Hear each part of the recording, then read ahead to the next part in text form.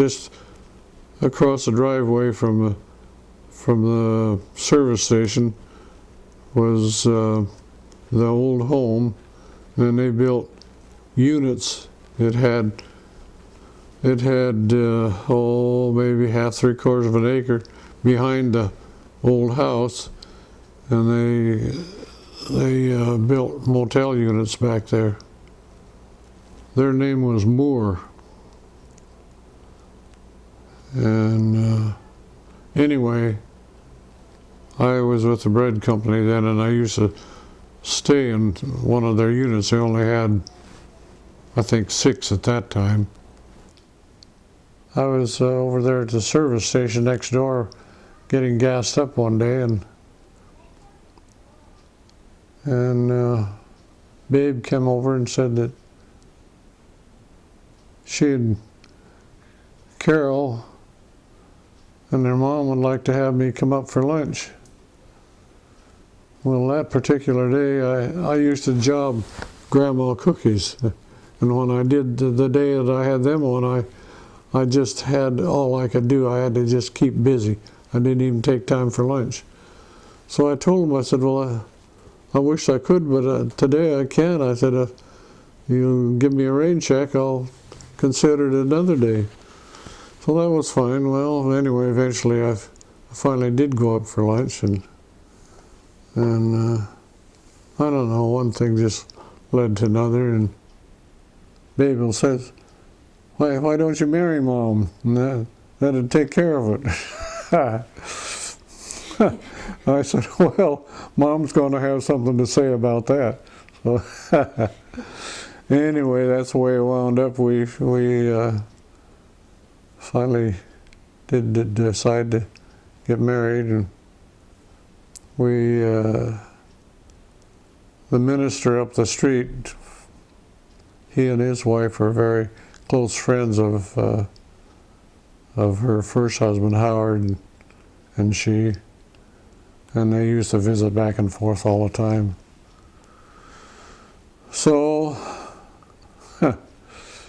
he and his wife got working on me too, and then they later moved over to Eastern Washington. Anyway, they invited us to come over, and she met me in Anacortes, and I had my car there, so we just got in the car and we drove over to Eastern Washington, over to these friends' place. And he was a minister of the Presbyterian Church over there at that time. So they married us that next Sunday right there in the church. That was the beginning of a good marriage, really. Well, I used to service Rosario, with the bread company all the time. Anyway, Gil Geyser, the owner of the place then,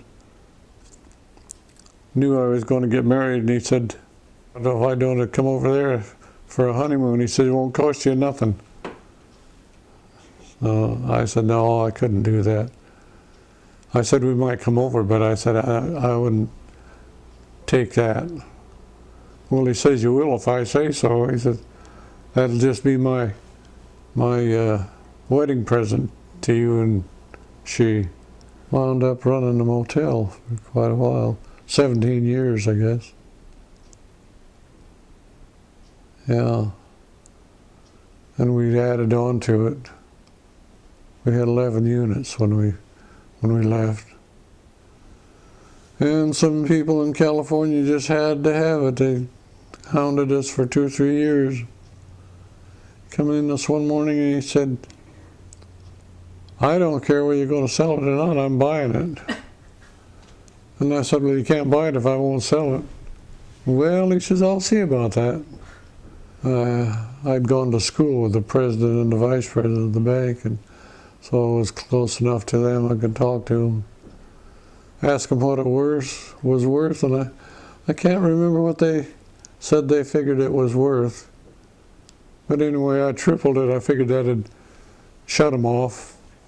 Didn't phase them. So they took it and cashed it out.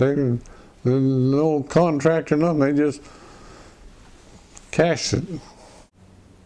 We decided that we wanted that big one, that Sport Fisher Tollycraft.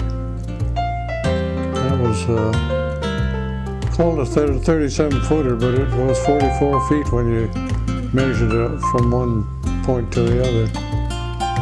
It was a good boat, twin engines. We did a lot of cruising with that, clear up to southeastern Alaska and clear down southern tip of the Sound. It was a good boat, a good sea boat. Was in some pretty rough stuff with that boat. Yeah, she used to stay right with me. If I was up above, she was right there, and if I was down below, she was alongside of me.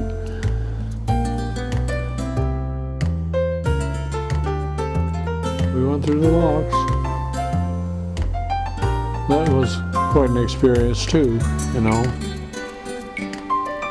Because you could really control that boat with that dual controls on it, twin screws and that.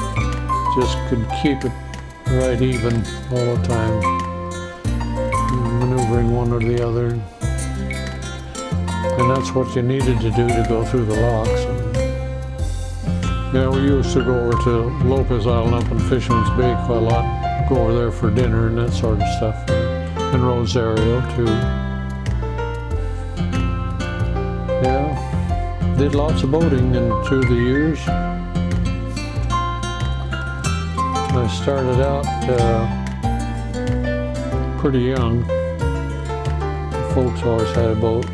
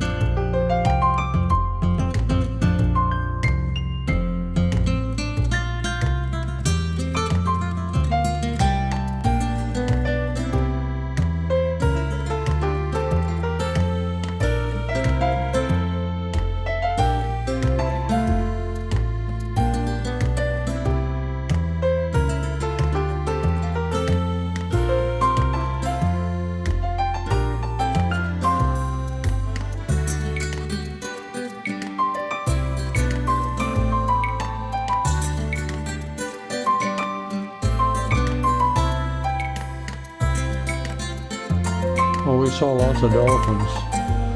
They were really friendly. They'd come right up alongside the boat, you know, squeaking away, talking to us. Yeah, they were really interesting. They never crossed the bow, or they never crossed the stern, but they just go right along with us alongside.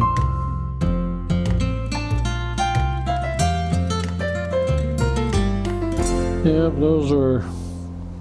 those were fun days.